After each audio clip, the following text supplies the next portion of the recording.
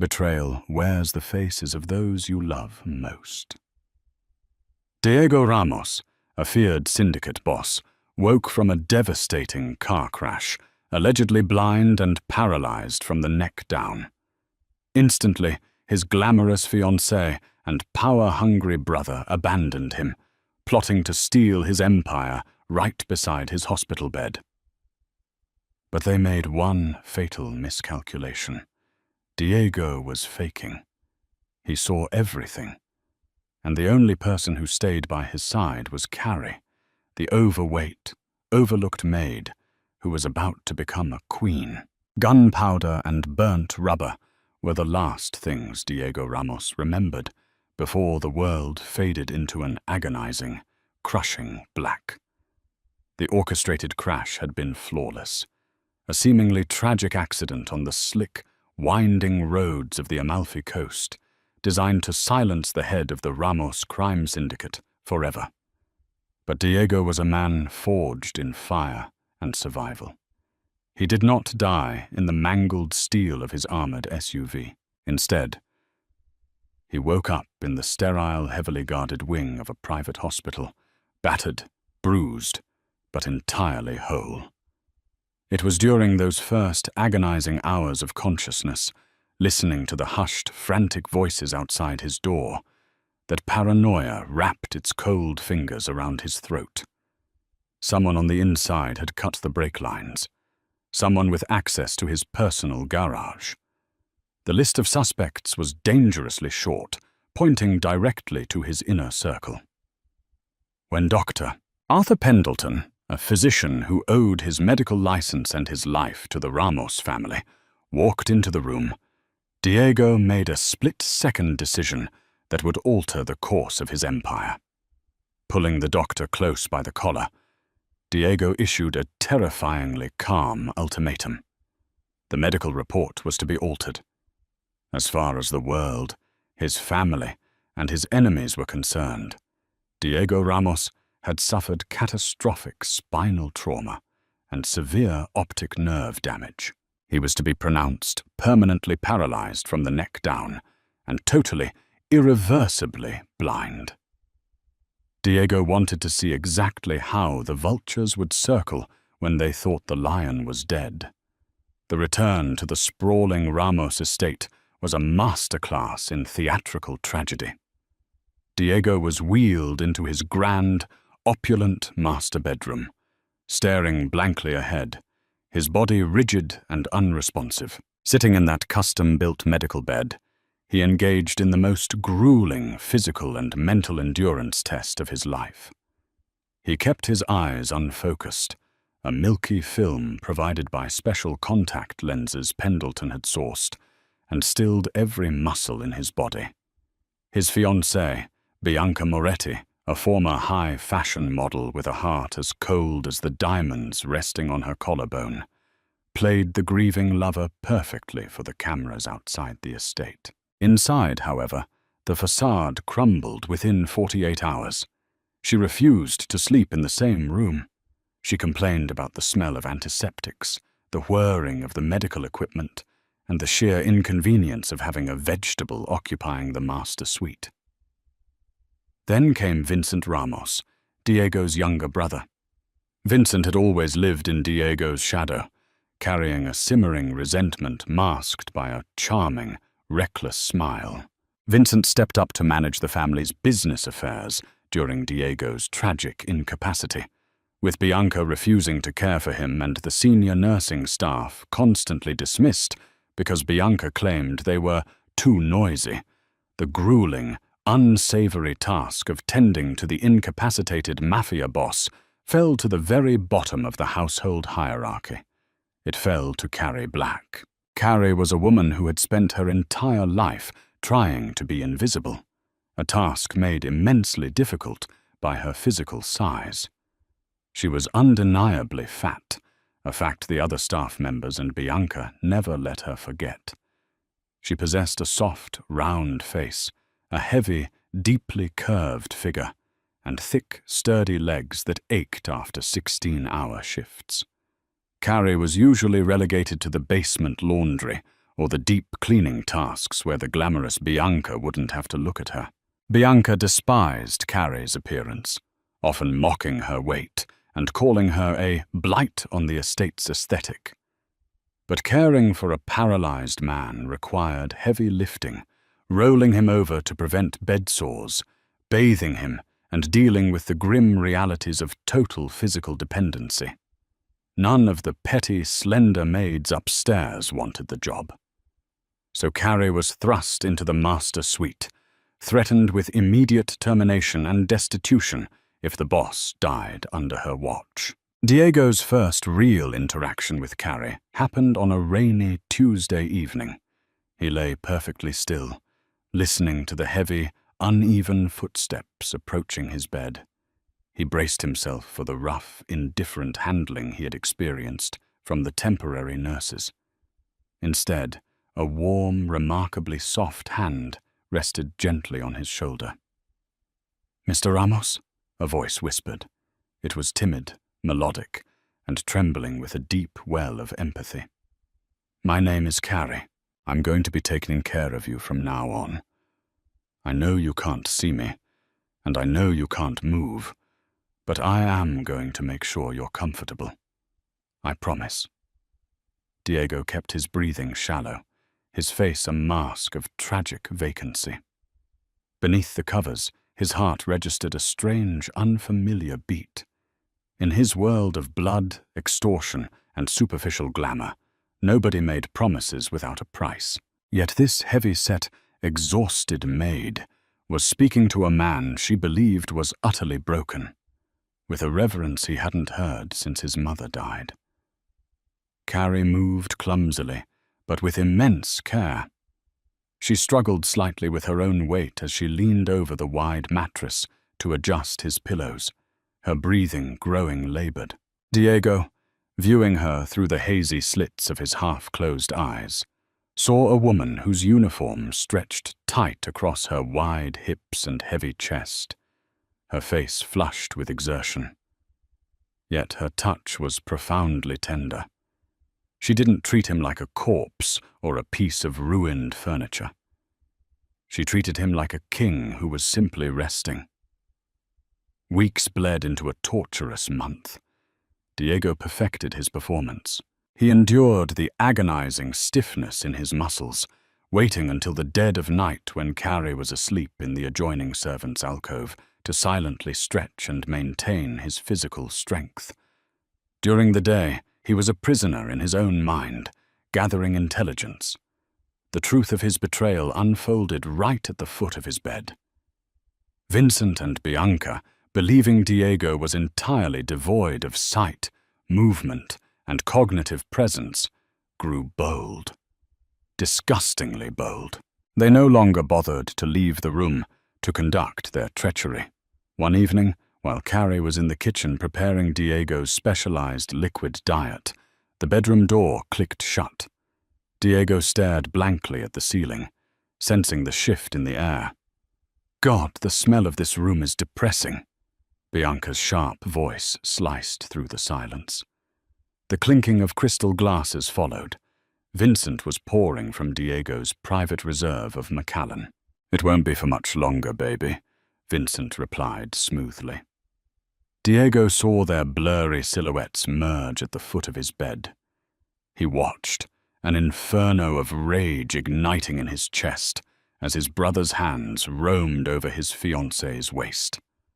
"The capos are getting restless," Vincent continued, kissing Bianca's neck. "They know a cripple can't run the Ramos family. I've scheduled a sit-down for next week. Once the council officially votes to transfer leadership to me, we can finally move him to a long-term care facility. Let him rot in some sterile room in Switzerland. Just make sure the bank accounts are fully transferred first," Bianca murmured, not even glancing at the man she had promised to marry. "I didn't waste 3 years of my life pretending to love this cold-hearted bastard to walk away with a mere allowance." Diego's jaw tightened infinitesimally, a twitch masked by the dim lighting. His own brother, his future wife. They had orchestrated the crash. They were looting his empire while using his comatose state as a shield. The betrayal was a physical ache, a hard karma, for a life spent trusting the wrong people based on blood and beauty rather than loyalty. Their vile embrace was interrupted by the heavy squeak of the door.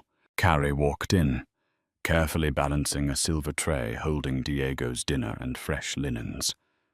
Bianca instantly stepped away from Vincent, her face twisting into a sneer of pure disgust. "Watch where you're stepping, you clumsy cow. If you spill that on the Persian rug, I'll have the cost taken out of your miserable wages for the rest of the year." Carrie kept her head down, her double chin pressing into her collar as she shrank into herself. "I'm sorry, Miss Moretti. I was just bringing Mr. Ramos his dinner." "Just feed the vegetable and get out of our sight," Vincent scoffed, adjusting his cuffs. "It's a miracle you haven't eaten his food yourself, Carrie. Look at you. Disgusting." Carrie's face burned a deep, humiliated crimson. She said nothing, absorbing the cruel words like a sponge that had long ago reached its capacity for pain. She waited silently until Vincent and Bianca strutted out of the room, leaving a trail of expensive cologne and shattered trust in their wake. Once the door closed, Diego listened closely. He expected Carrie to sigh, maybe handle him roughly out of frustration or rush through her duties. Instead, he heard a soft, muffled sniffle. Carrie walked over to his bedside. She set the tray down with trembling hands. Through his slitted eyes, he saw tears carving tracks down her plump, flushed cheeks. "I'm sorry you have to hear them," Carrie whispered, taking a warm washcloth and gently wiping the corner of Diego's mouth, preparing him for the feeding tube. "You don't deserve this. You built this family. You built this house. And they treat you like you're already gone." She sat on the edge of the bed, the mattress dipping significantly under her weight. For the first time in his ruthless life, Diego felt an overwhelming urge to reach out. He wanted to wipe the tears from this woman's face. He wanted to wrap his hands around Vincent's throat for speaking to her that way. "They think I'm stupid," Carrie continued softly, carefully administering his liquid meal. "They think because I'm fat and quiet, I don't notice things. I know they're stealing from you, Mr. Ramos. I see the papers Vincent brings in. But I'm just a maid. If I speak up, they'll kill me." She paused, her thumb gently stroking the back of his paralyzed, calloused hand. "But I won't leave you. I won't let them send you away alone." Diego's heart seized. Here was a woman who had absolutely nothing. A woman who was mocked, overworked, and treated like dirt on the bottom of a designer shoe. Yet her loyalty to a broken man who couldn't even say thank you was absolute. She wasn't staying for money. She wasn't staying for power. She was staying out of pure, unadulterated human decency. In the dark shadows of his feigned prison, the Mafia Boss realized something profound. His empire was crumbling. His family was a den of vipers. But in the center of the wreckage, he had found a rare, unpolished diamond. As the week progressed toward Vincent's planned hostile takeover, the atmosphere in the mansion grew volatile. The impending syndicate meeting meant Vincent needed to assert total dominance, and he took immense pleasure in doing so by degrading Diego in front of his loyalists. It was a Thursday afternoon when Vincent brought 3 high-ranking capos into the master bedroom. Diego lay perfectly still, his breathing shallow, absorbing the heavy scent of cigar smoke and expensive leather that the men brought into his sanctuary. "Look at him," Vincent announced, gesturing grandly to Diego's motionless form. "A tragic loss, gentlemen. My brother was a titan, but now he's a monument to fragility. The doctors say his brain is effectively mush. He's a shell. The capos shifted uncomfortably. Two of them had fought alongside Diego in the bloody street wars a decade prior. To see their formidable boss reduced to a breathing corpse was deeply unnerving. "We need strong leadership, Vincent," muttered Carlo, an older, grizzled enforcer. "The Colombians are testing our borders at the docks. We can't afford a vacuum." "There is no vacuum, Carlo," Vincent said sharply. "I am here. The transition will be seamless.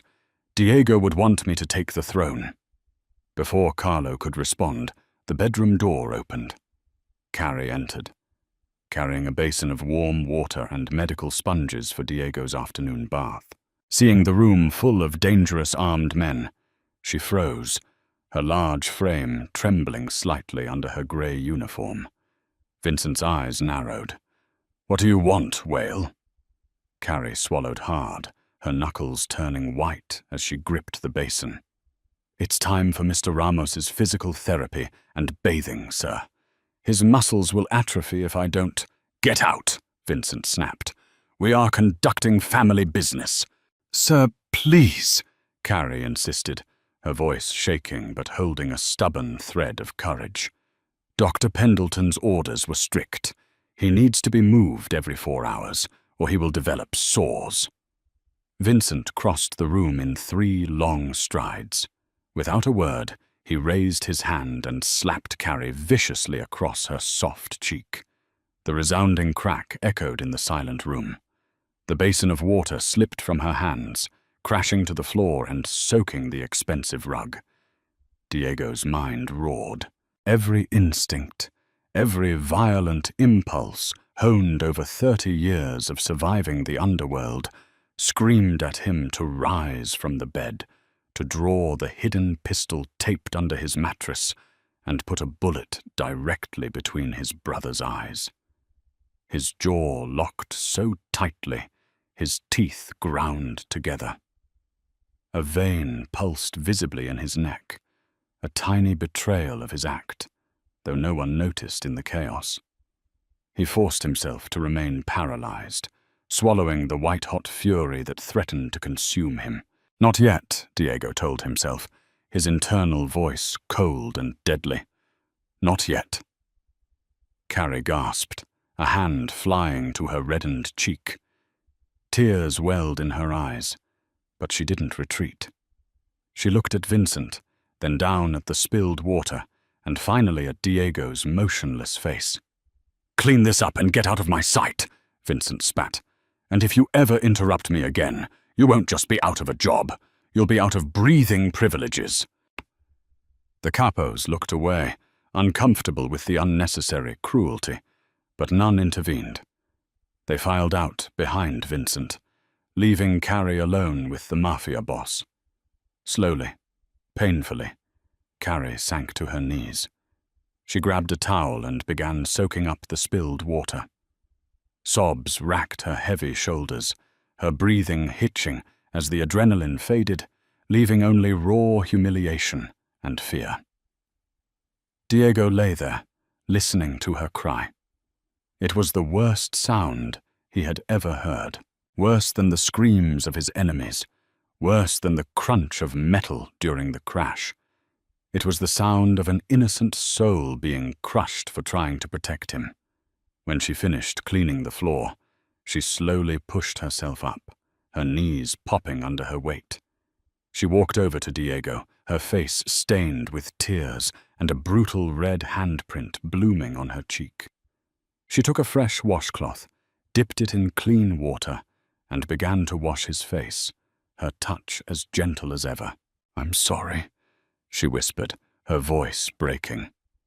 "I'm so sorry, Mr. Ramos. I couldn't protect you from them. I'm just me. I'm nothing." She rested her forehead against the edge of his mattress, weeping softly into the blankets. Diego's heart shattered and reformed into something jagged and terrifyingly focused. She thought she was nothing. She thought her weight, her status, and her timid nature made her worthless.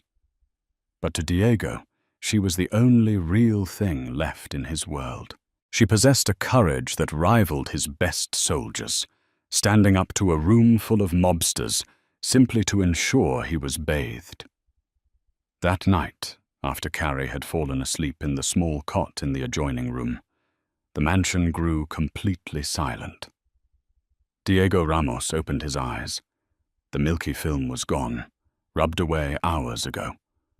His dark, sharp eyes swept the room, taking in every detail. Slowly, methodically, he moved his right hand, then his left. He sat up, his massive chest expanding as he took his first deep, unhindered breath in over a month. His muscles burned with disuse, but the sheer force of his willpower overrode the pain. He slipped silently from the bed, his bare feet touching the cold hardwood. He walked to the adjoining door and peered inside. Carrie was sleeping soundly, curled into a ball on the far too small cot, her breathing a soft, rhythmic hum. Even in sleep, her face carried the tension of the day's abuse, the red mark still faintly visible in the moonlight. Diego stood over her for a long moment. He reached out, his lethal hands hovering just inches from her cheek, wanting to comfort her, but knowing if she woke up now, it would ruin the plan. "You are not nothing, Carrie," he whispered into the dark, his voice a gravelly, rusty rasp from weeks of disuse. "You are going to own this city." Returning to his bedroom, Diego moved to a false panel behind a grand bookshelf. He entered a sequence into the hidden keypad, opening a small safe. Inside were 3 burner phones, a ledger, and an untraceable satellite communicator. He grabbed the communicator and dialed a number that hadn't been called in 5 years. It belonged to an old friend, a ghost in the underworld, who owed Diego his life, a man entirely outside the Ramos family structure. The line clicked. "It's Diego," he said softly, his eyes burning with the promise of absolute ruin for his enemies. "I need an extraction team, an untraceable account, and a meeting with the heads of the 5 families. It's time to rise from the dead." The trap was set. Vincent and Bianca thought they had outsmarted the devil. But they forgot that the devil sees everything in the dark, and he was about to bring hell directly to their doorstep. Nighttime in the Ramos estate became Diego's true domain. Once the clock struck 2 in the morning, and the heavy, exhausted breathing of Carrie drifted from the adjoining servant's alcove, the paralyzed Mafia Boss was resurrected. He moved like a phantom. Slipping silently from the high-tech medical bed, Diego engaged in grueling, silent calisthenics on the thick Persian rug.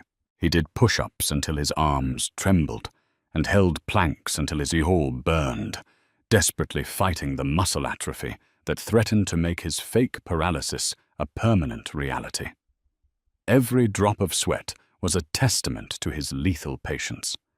He had built his empire through ruthless calculation, and dismantling his treacherous family would require the exact same precision. Through the encrypted satellite communicator he kept hidden behind the false wall panel, Diego orchestrated his counter-strike.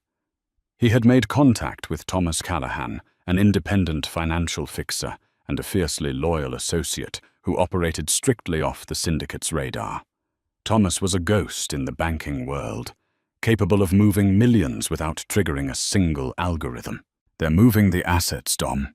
Thomas's voice crackled softly through the earpiece one humid Tuesday night. "Vincent authorized a wire transfer of 40 million from the shell accounts in the Caymans to a private trust in Geneva. The trust is under Bianca's maiden name." Diego leaned against the cold mahogany of his bookshelf, a dark, dangerous smirk playing on his lips. "Perfect. Let them move it. The moment the funds hit the Geneva account, I want you to freeze it. Use the backdoor codes I gave you. Let them think they have the money, but ensure they can't touch a single cent. Consider it done. And the syndicate meeting? Thomas asked.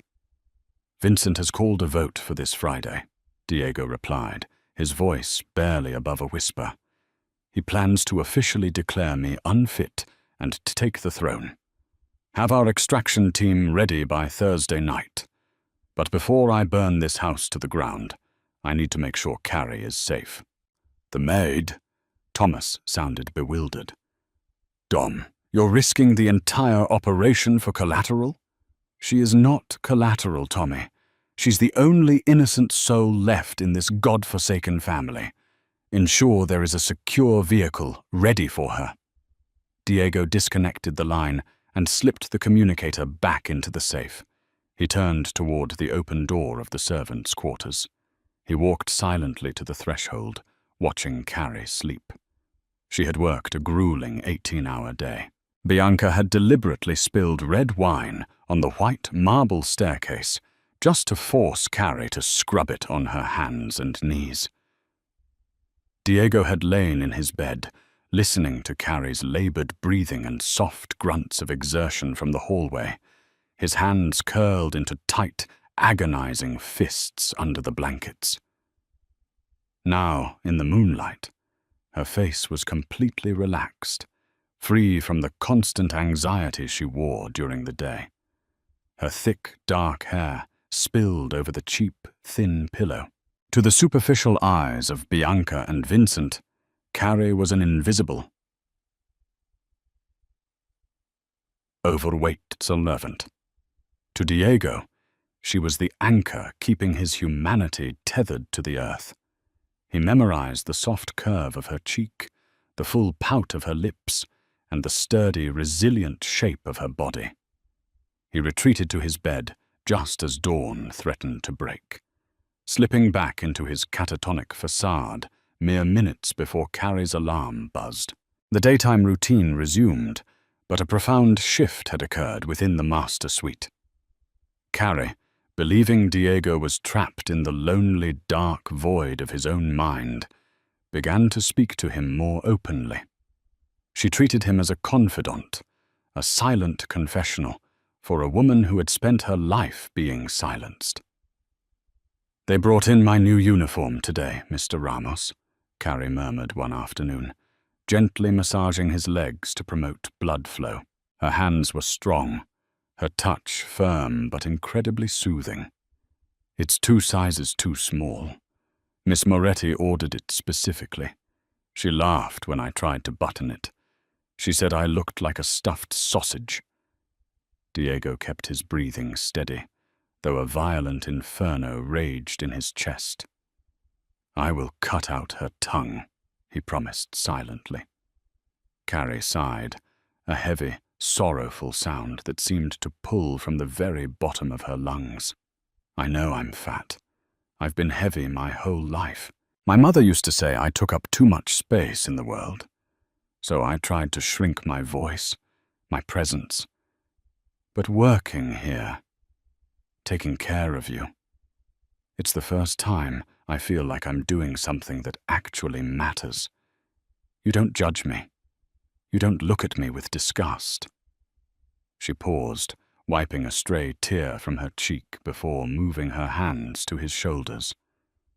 I heard Vincent talking on the phone today, Carrie continued, her voice dropping to a terrified whisper. He was talking to a man named Gregory. He said after Friday they won't need the medical equipment anymore. They're going to move you to a state-run hospice, a place where people go to be forgotten. Her fingers tightened on his shoulder. I won't let them. I've been saving my wages. It's not much, but I found a private care facility in Tuscany. I'm going to take you there. I don't care if I have to steal a van to do it. You are not going to die alone in a terrible place. I promise you, Diego. It was the first time she had used his first name.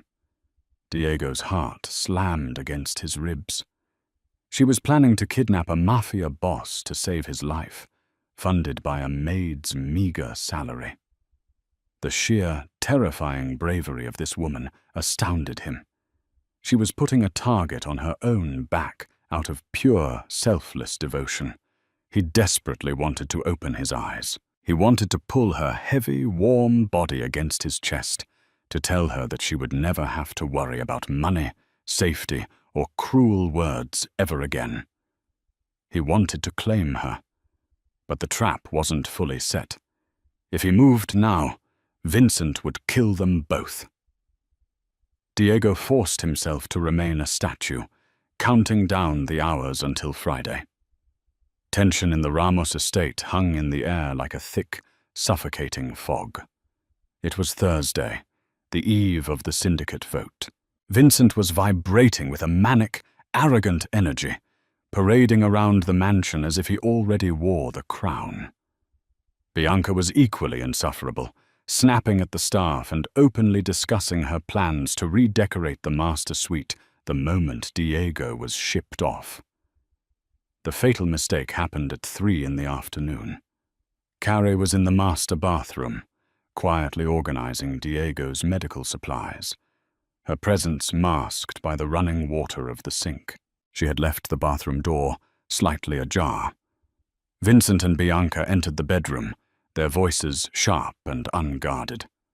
"The mechanic from the garage called," Vincent said, pacing furiously at the foot of Diego's bed.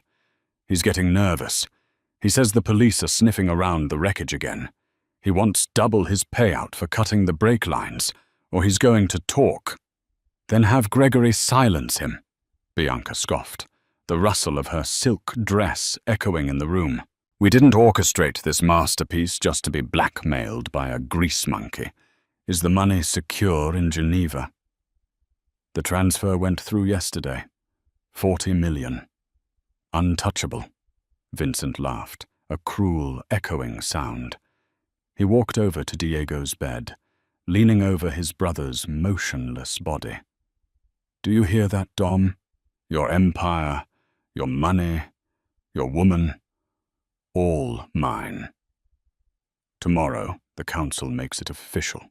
And you? You're going to a lovely little clinic where the nurses barely speak English, and the life support has a funny habit of failing during thunderstorms." In the bathroom, Carrie clapped a hand over her mouth to muffle a gasp. Her wide eyes stared at her own reflection in the mirror, horror draining the color from her face. She had suspected they were stealing. She had known they were cruel. But attempted murder? They had caused the crash. They had broken Diego. Her heavy chest heaved as panic set in. She had to do something. She couldn't just kidnap Diego. She had to go to the police. She had to tell the capos.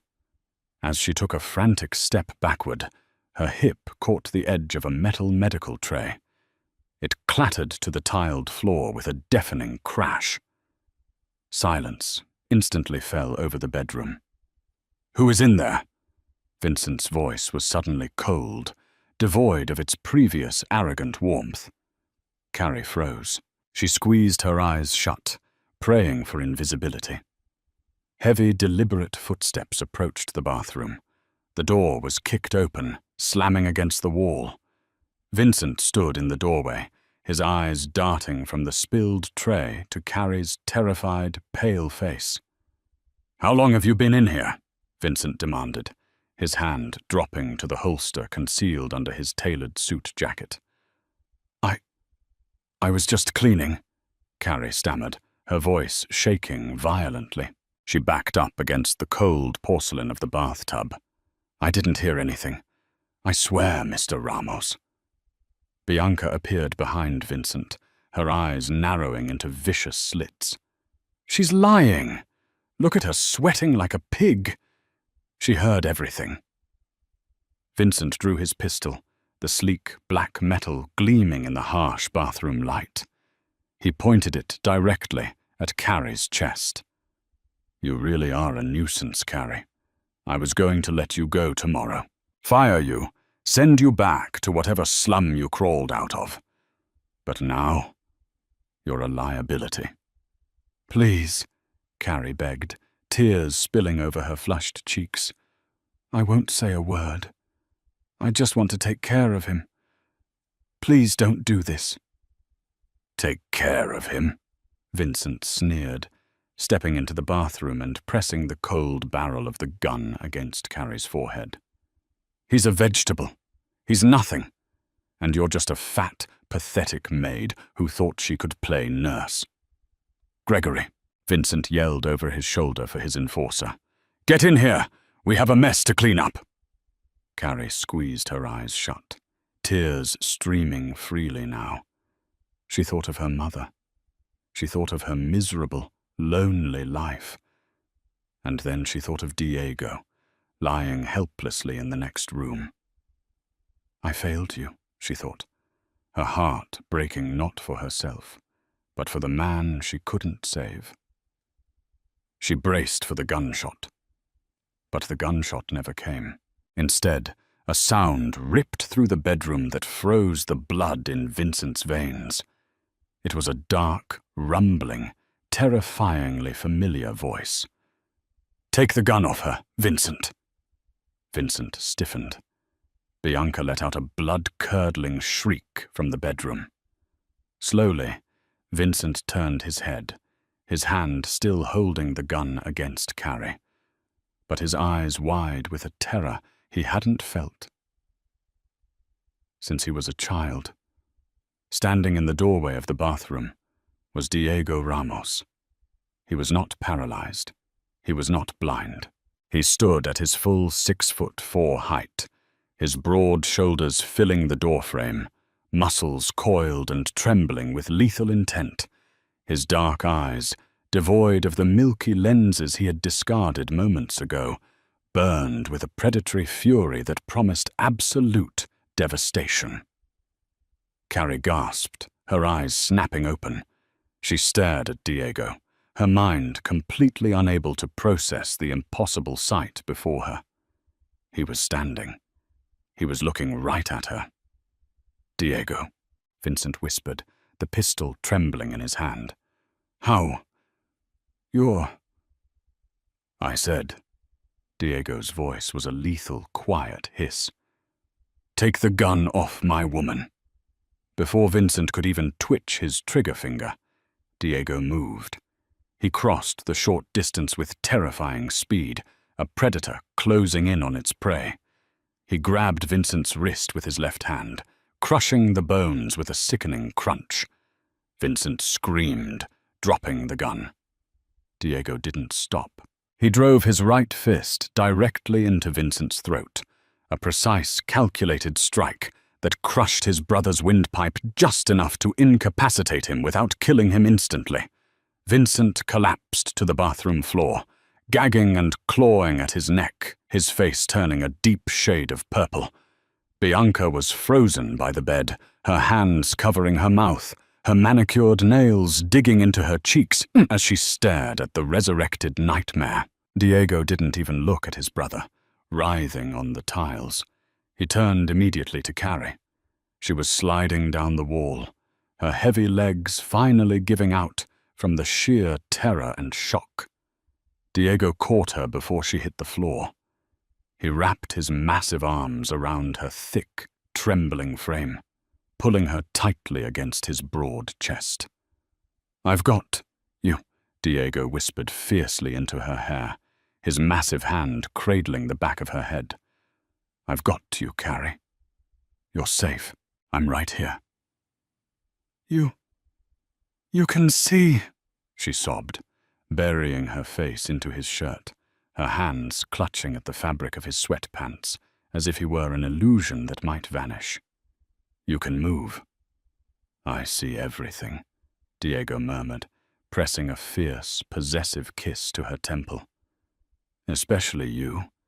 You were the only one who stayed." Footsteps thundered down the hallway. Gregory, Vincent's massive enforcer, burst into the bedroom, drawing his weapon. Diego gently pushed Carrie behind him, shielding her entirely with his body. He smoothly picked up Vincent's dropped pistol from the floor in one fluid motion. Without hesitation, without a single shred of mercy, Diego fired twice. Gregory dropped dead in the doorway before he even registered that the boss was awake. Diego turned his dark, dead eyes to Bianca, who collapsed to her knees, sobbing hysterically. "Please, Diego! Please!" Bianca wailed, crawling toward him. "It was Vincent! He made me do it. I love you." Diego looked at her with pure, unadulterated disgust. "The Geneva account is frozen, Bianca. You have nothing. You are nothing." He pointed the gun at the floor near her knees. "Don't move. Don't speak, or you join Gregory." He turned back to Carrie, his expression softening instantly. He reached out, his thumb gently wiping a tear from her flushed, plump cheek.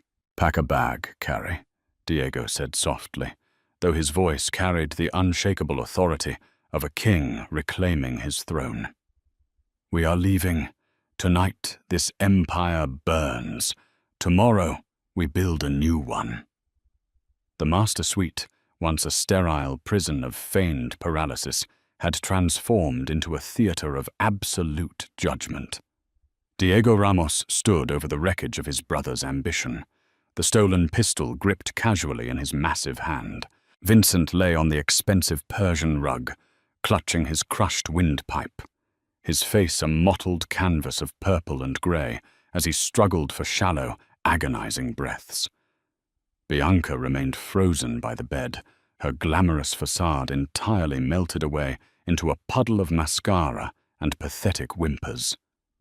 Diego pulled out the untraceable satellite phone from his pocket and pressed a single speed dial button. "Thomas." Diego's voice was eerily calm, a stark contrast to the violence he had just unleashed. "The timeline has moved up. Gregory is dead. Bring the extraction team to the master suite. And call the capos, all of them.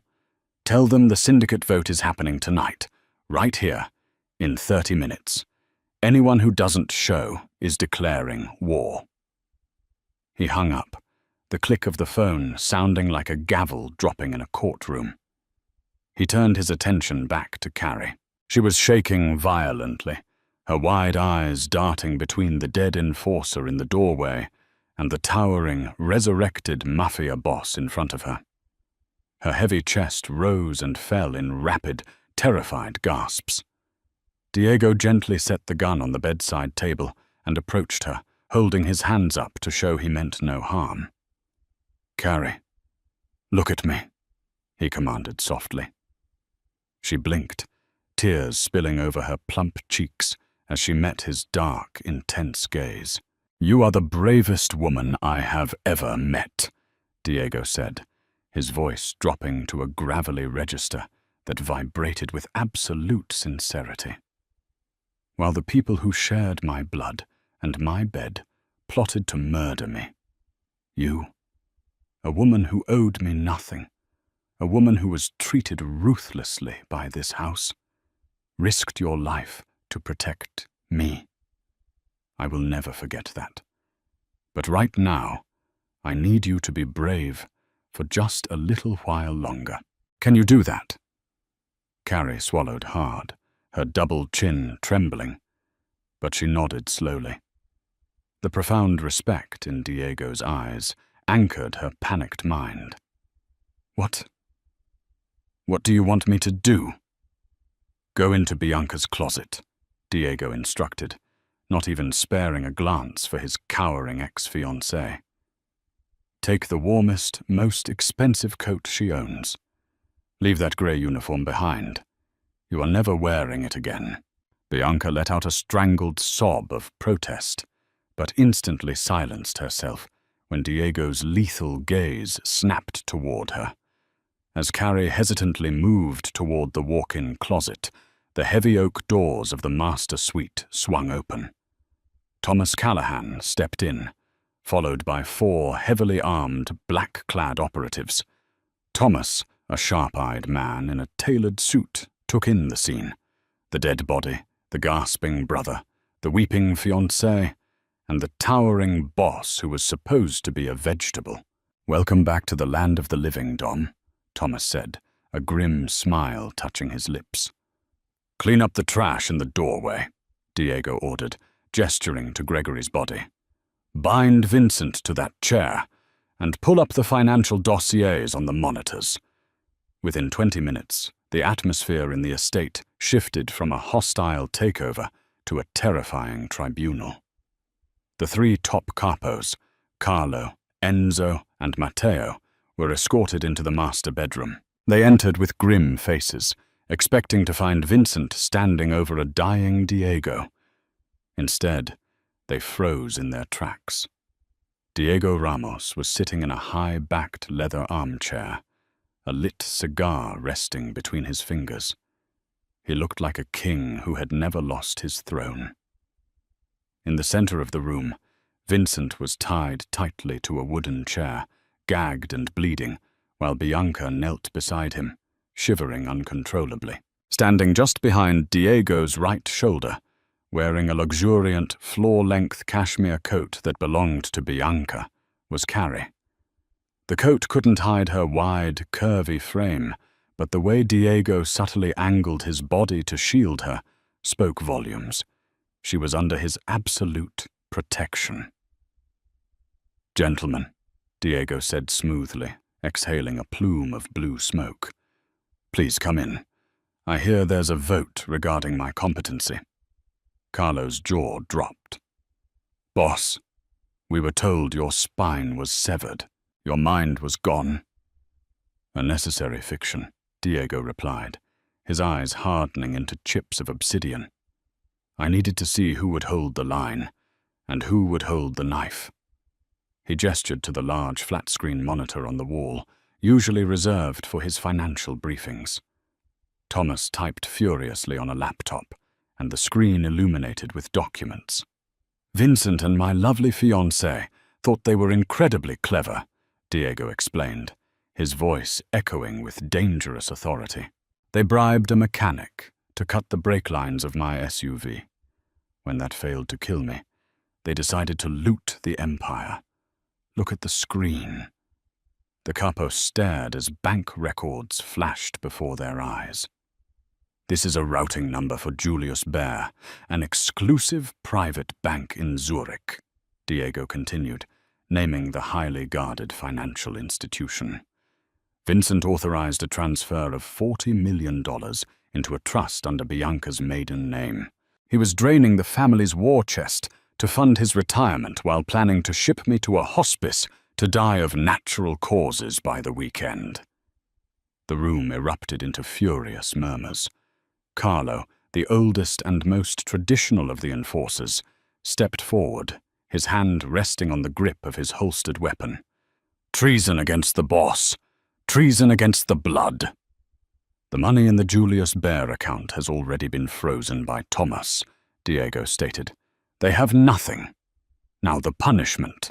Diego stood up, stubbing out his cigar. He walked over to Bianca, who flinched, curling into a tight ball. "You hated Carrie," Diego said softly to Bianca, though the entire room could hear the venom in his voice. "You mocked her weight. You treated her like a slave. You thought you were untouchable because of a pretty face and a silk dress. Strip off the jewelry." Bianca sobbed frantically, pulling off her diamond engagement ring, her tennis bracelets, and her pearl earrings, dropping them onto the carpet. "Thomas," Diego ordered, "escort Miss Moretti out the front gates. She leaves with exactly what she brought into this family. Absolutely nothing. Freeze her credit lines. Blacklist her name from every designer, every hotel, and every restaurant in our territory. Let her see how the real world treats a woman with no soul and no money." "No. Diego, please! I won't survive out there!" Bianca screamed as two operatives grabbed her arms and dragged her, kicking and screaming, from the bedroom. Diego didn't blink. He turned to his brother. Vincent's eyes were wide with a pathetic, desperate terror. The arrogant smirk was completely gone, replaced by the horrifying realization of hard karma. You wanted to run the family, brother, Diego whispered, leaning close so only Vincent and the capos could hear. But you forgot the first rule of our world. You always confirm the kill. Diego looked at Carlo. He's no longer a Ramos. Take him to the warehouse by the docks. Make it last. I want him to feel exactly how trapped and helpless I felt in that bed. With pleasure, boss, Carlo growled. As Vincent was dragged away, his muffled screams echoing down the hallway, Diego turned back to the remaining capos. The Ramos family is purged of its poison. The transition of power is cancelled.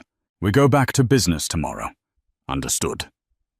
Yes, boss, the men answered in unison, bowing their heads in deep, renewed respect. When the room finally cleared, leaving only Thomas standing guard by the door, Diego turned back to Carrie. She was trembling, gripping the edges of the cashmere coat tightly around her heavy waist. She had just witnessed the brutal, unforgiving reality of the Mafia underworld. Are you afraid of me, Carrie? Diego asked quietly, the dangerous edge completely vanishing from his voice. Carrie looked up at him. She saw the blood on his knuckles, the ruthless calculation in his eyes. But she also remembered the man who had let her cry against his mattress, the man who had shielded her with his own body. She took a deep breath, her broad chest rising under the coat. I am afraid of this world, she answered honestly. But I am not afraid of you. Diego's lips curved into a genuine, breathtaking smile. He closed the distance between them, gently taking her soft, thick hands in his own. Good, Diego murmured. Because a VistaJet Bombardier Global 7500 is waiting for us at the private airstrip. We are leaving this house of ghosts. I'm taking you somewhere safe, somewhere beautiful. 6 months later, the Mediterranean sun beat down warmly on the sprawling terrace of a heavily fortified private villa in Tuscany. The Ramos syndicate had not just recovered. Under Diego's absolute, uncontested rule, it had expanded.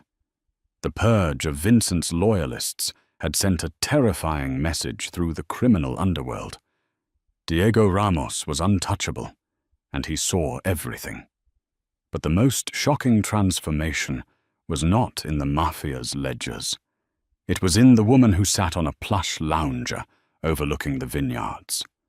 Carrie Black was no longer a maid. She was the undisputed queen of the Ramos empire. She had not magically become thin. She was still a remarkably fat, deeply curved woman, a physical reality that Diego absolutely worshipped. In a world populated by starving supermodels and surgically enhanced socialites, Carrie was a portrait of soft, abundant, unapologetic warmth. Diego had hired the finest tailors in Milan to craft a wardrobe exclusively for her. Today, she wore a flowing, emerald-green silk dress that draped perfectly over her wide hips and accentuated her heavy, beautiful chest. Her dark hair, once tied back in a harsh, practical bun, now fell in loose, shining waves over her shoulders. The timid, terrified posture of a bullied servant was gone, replaced by a quiet, grounded confidence. She was reading a leather-bound book when heavy footsteps approached from behind. Diego leaned over the back of the lounger, pressing a deep, lingering kiss to the soft curve of her neck. The meeting with the Colombians went well, Diego murmured, his voice a low, soothing rumble against her skin. They agreed to our terms. Carrie smiled, tilting her head to give him better access. Did you have to threaten them? Only a little, Diego chuckled, walking around the lounger to sit on the edge. He reached out, resting his large, calloused hand affectionately on her thick thigh. The possessive weight of his touch sent a familiar thrill through her. But I told them I had a strict deadline to get back to my wife. They understood. Wife. They had been married privately in a small, ancient chapel on the estate 2 months ago. There were no cameras, no flashy magazines, just Thomas, Dr. Pendleton, and a few trusted capos. Diego's devotion to her was absolute, bordering on legendary within the family.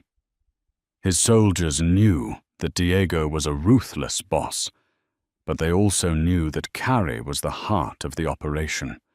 She had quietly started a foundation, funded by the Ramos Empire, protecting marginalized workers and funding safe houses. The men who once might have sneered at a fat maid now bowed their heads with genuine reverence when Carrie walked into a room. They knew she had faced down a loaded gun to protect their boss. Thomas sent an update from New York, Diego said casually, trailing his thumb over the soft fabric of her dress. Carrie raised an eyebrow. "Oh, does it concern our old friends?" Diego smirked, a dark, satisfying expression. Hard karma was a dish Diego enjoyed serving cold, and the universe had a beautiful way of completing the circle. "It seems Bianca has found new employment," Diego stated, pulling a printed photograph from his jacket pocket and handing it to Carrie. Carrie looked at the photo. It was a grainy surveillance shot taken outside a cheap, run-down motel on the outskirts of Queens. There was Bianca, stripped of all her designer clothes, her hair frizzy and unkempt, wearing a deeply unflattering, oversized grey maid's uniform. She was struggling to push a heavy cleaning cart over a cracked sidewalk. Because Diego had blacklisted her from every high-paying industry and drained her stolen accounts, Bianca had been forced into the only job that required no background check and no references. She was doing the exact same grueling, back-breaking labor she had once mocked Carrie for, earning pennies to survive. "And Vincent?" Carrie asked softly, handing the photo back. Diego's eyes darkened, the memory of his brother's betrayal still a cold stone in his chest. "Vincent is no longer a concern. Carlo was very thorough. He resides in a concrete box where he can't move, can't see the sun, and can't hurt anyone ever again. He is exactly what he tried to make me." Carrie absorbed the information. She didn't feel joy at their suffering, but she felt a profound sense of justice. She had spent her life shrinking to make others comfortable, enduring abuse because she felt she deserved it. But Diego had taught her that loyalty, kindness, and bravery were the true currencies of worth. Diego cupped her round, soft cheek, his thumb gently brushing across her skin. "You look beautiful today, Mia Regina." Carrie's face flushed, a beautiful crimson that Diego loved. "Even though I ate half of that incredible lemon tart the chef made for breakfast?" she teased, placing her hand over his. "I hope you eat the other half for dinner," Diego replied fiercely, his gaze dropping to her full lips. "I love every single inch of you, Carrie, exactly as you are. You brought me back to life in the dark. I intend to spend the rest of mine keeping you in the light." He leaned in, capturing her lips in a passionate, consuming kiss. Carrie melted into him, wrapping her arms around his broad shoulders. She was heavy, she was soft, and she was fiercely loved by the most dangerous man in the world. The Mafia Boss had faked his destruction to flush out his enemies, but in the ashes of his broken family, he had found a treasure far more valuable than his empire. He had found a woman whose heart was as immense as her courage, a curvy maid who became a queen, proving that true power isn't in how loudly you command a room, but in who stays to hold your hand when the room goes entirely dark. If you loved this dramatic tale of betrayal, undeniable hard karma, and a curvy heroine who proves that true loyalty is the ultimate power, please hit that like button. Share this story with your friends who love a good mafia romance filled with twists, and don't forget to subscribe to the channel for more thrilling, pulse-pounding audio dramas. Drop a comment below and let us know your favorite moment of Diego's revenge. See you in the next story.